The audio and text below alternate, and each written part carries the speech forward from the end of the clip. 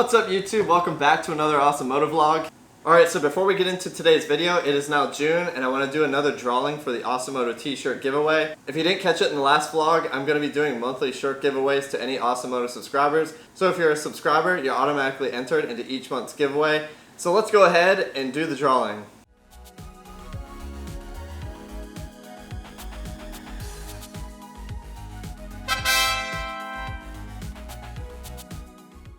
Alright, so congratulations. Thank you for being an Awesomoto subscriber. I appreciate all your support. I'll be reaching out to you very shortly to coordinate shipping addresses and shirt sizes. For everybody else who's a subscriber, you'll be continued to be entered into monthly shirt giveaways.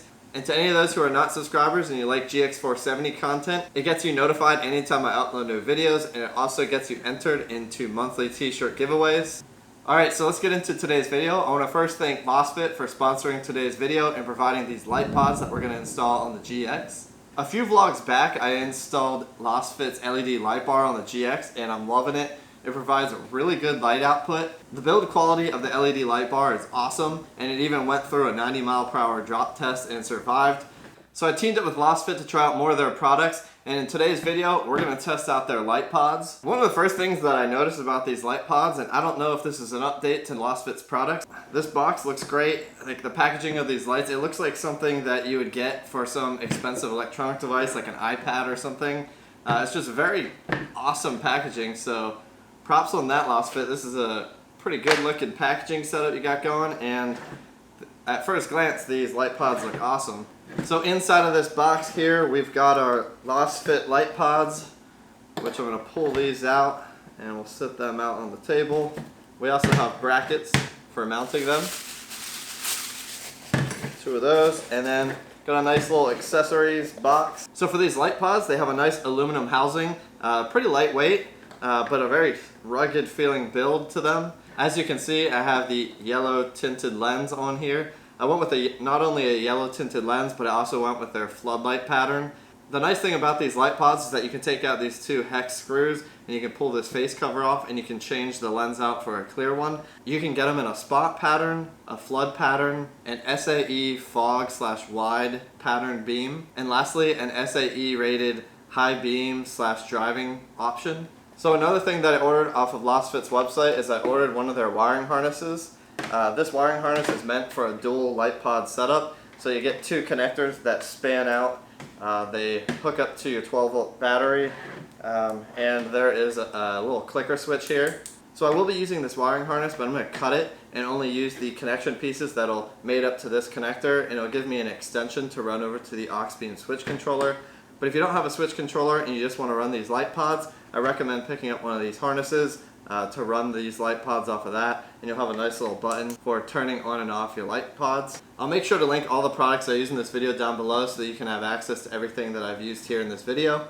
So the last thing I want to talk about are these mounting bracket solutions. Lasfit does have some brackets for hood mount options, but unfortunately they do not have one for the GX470. So I went ahead and picked up these mounting brackets from CBI Offroad.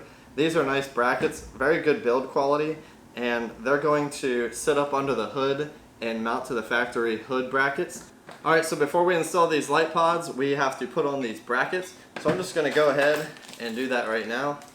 Alright, so this mounting hardware is pretty straightforward. You have a hex bolt, I put a lock washer on there, a regular washer, and then additionally you have this kind of toothed washer itself, and that goes up against the light pot itself for helping hold different positions.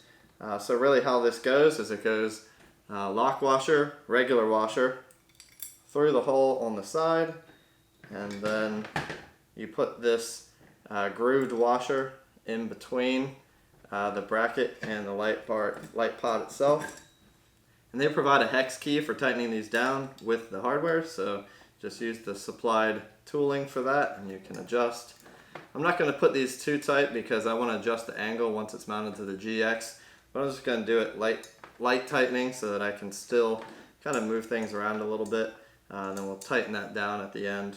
Alright, now that we have the brackets installed on these light pods, let's go under the hood and we'll finish the installation from there. I looked up CBI Offroad's instructions and they talk about pulling out 3 bolts here to pull off the fender in order to access this hood bracket. So in order to save you from the boredom of seeing it twice, I'm just going to show on the driver's side how to install this, and then it'll be the same process for the passenger side. But first, you want to go ahead, and I noticed there is a plastic trim piece here, and I remembered this is where the light mounts up to. So you don't want to pull this fender up without undoing the bolt that holds the light to the fender, because if you go to pull this up, you'll snap that and then your headlight will be all wonky. So for all these bolts, there are just 3 of them here, and then this 4th one for the light bracket. They're all 10 millimeters, so makes it easy. And once we get those off, we should be able to pull up the fender. So I went back to the instructions, and what they recommend is you actually just take those bolts out to just get a little bit of a pull on the fender so you can get access to these bolts back here. They don't intend for you to fully remove the fender.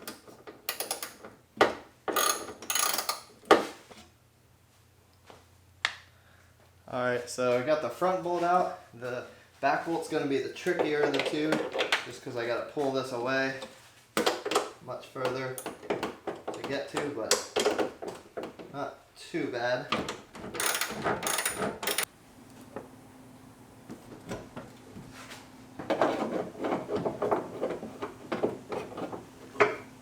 Kind of got to hold the hood up in place.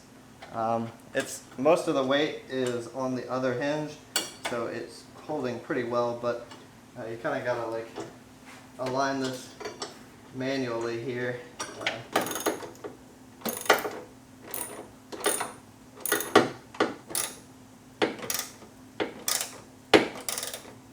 That completes the bracket install here on the driver's side. One thing to note is for hood alignment, I went ahead and made sure I lined up. There was a little bit of a ring here on the paint underneath where the original bracket was. By using that marking, I should have good hood alignment when I tightened everything down. And you can see bracket sits up here pretty nice, and the pod itself will sit here. So some of them, they mount the pod up a lot closer in front, and I like this because it kind of relocates it off to the side a little bit, and so we should have a lot less block or blind spots associated with having a pod here. So I really like the design of that. Alright, so now that I have these brackets mounted up on both sides of the vehicle, we are ready to install these Lasfit light pods. These are going to be a straightforward install with one bolt that goes through the center of the bottom of this bracket. Alright, so the hardware that comes with this is you have this bolt, and you can see in the bottom here there's a little bit of a ridged area that'll actually hold the bolt in place. So first I'm just going to slide this bolt down through. You can kind of see it holds it from spinning. And then what we'll do on the other side is we'll put this down through the bracket, and we'll add a washer and a lock washer, and we'll tighten that down.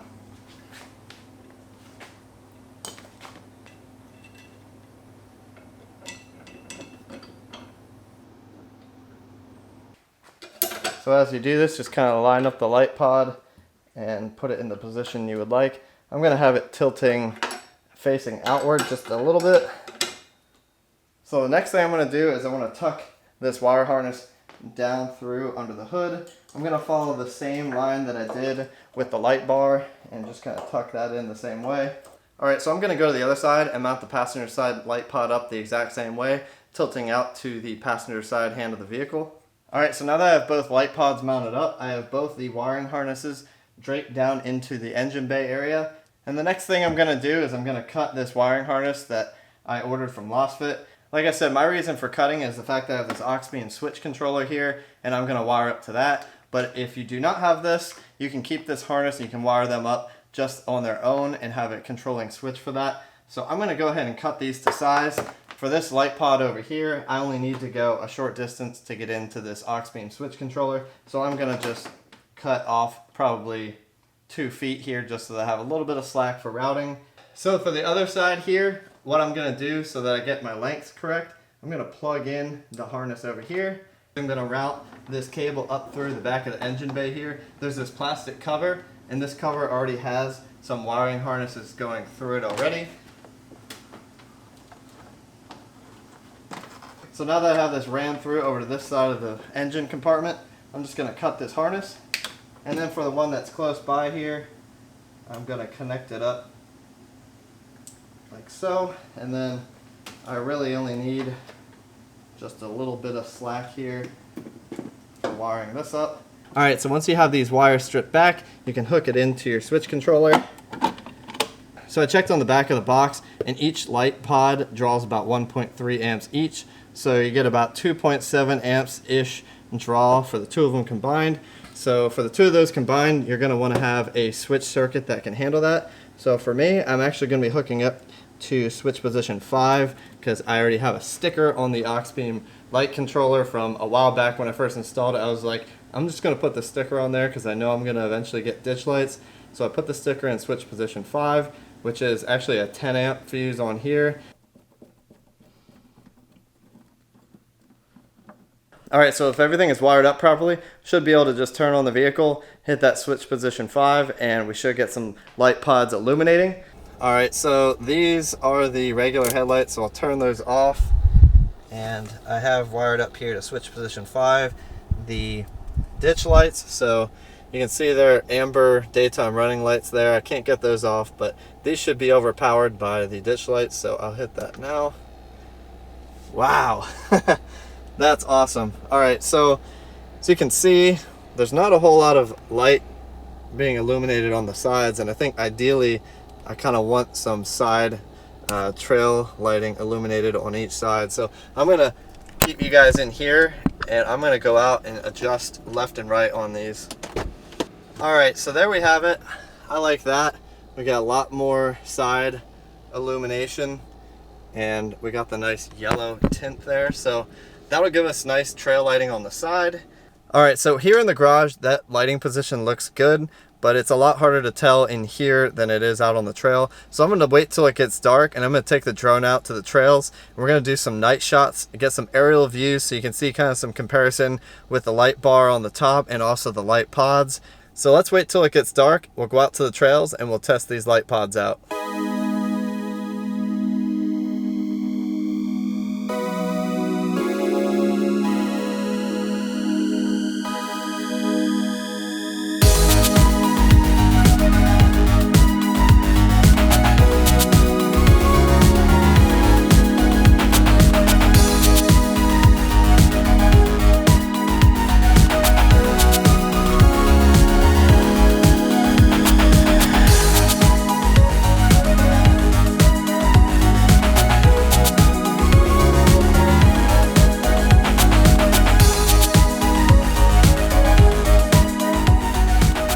Alright, back here at the same location that I filmed the light pod video. This is a great place to get a good aerial view so we can see the beam pattern of both the light pods and also compare that with the beam pattern of the light bar itself. So right now, this aerial view I got about 180 feet up in the air, so you can see just the headlights on and, you know, kind of dim right now. So just going to go ahead and hit the light pods, turn those on, and you can see now we got a little bit wider beam pattern and we got a lot of good lighting up close to the vehicle. The nice thing about these light pods is they're lighting up that local area with that flood beam pattern. That's exactly what their purpose is for. So let's just go ahead and turn on the light bar and do a little bit of a comparison with that. Alright, so light bar, as you can see, extends way further out, and it has a very wide angle as it extends further out into the distance. So that's exactly what the light bar is. It has some local flood features on each side of the light bar, but it also has that focal beam pattern in the center. So you can see just how far that extends. It actually is extending off the screen entirely here because it just extends so far, and the visibility with both of these is actually very good. I do think that there's a little bit of adjustment that needs to be made. You can see there's actually some hard lines here. There's a little bit of a yellow edge where you can see where the floodlights start, and they're lighting up the area in front of the GX. And then a little bit further out, there's another hard line, and you can actually see where the light bar's lighting is actually starting, and that beam pattern is actually projecting forward. So I think what I want to do is I want to bring the light pods a little bit further out to the sides so we get a little bit more of a lighting to the side of the trail, because it just seems like they're pointing straight forward and they really need to be moved to the side a little bit.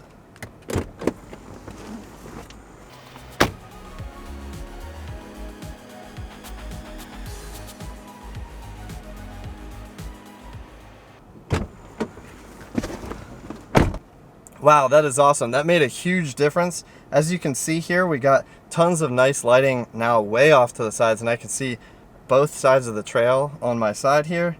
So this gives me a lot better flood lighting for the sides of the vehicle here where the light bar wasn't covering. And you can actually see in the video here, it's just lighting up just a wider area. We get a nice beam pattern in our local area, and the light bar is getting much better distance and getting the light a lot further in front of us with that spot pattern. All right, so now that I have the light pods adjusted to where I want them, I think the best way to test that out is just go drive around on these trails and see how well it's lighting up the sides of the vehicle. You can really see how much more lighting you get around the sides of the vehicle.